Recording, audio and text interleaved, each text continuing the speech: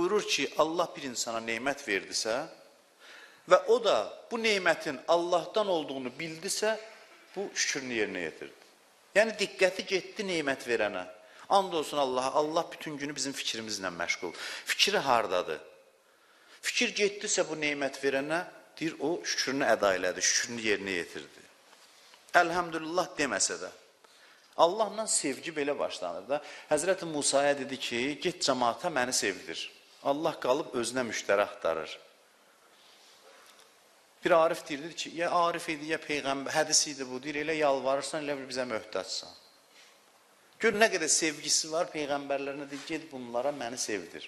Həzrəti Musa dedi, necə eləyim, necə sevdirim? Dedi, heç neymətlərimi xatırlat. Yada sal, neymət verən görsələr məni sevəcəklər.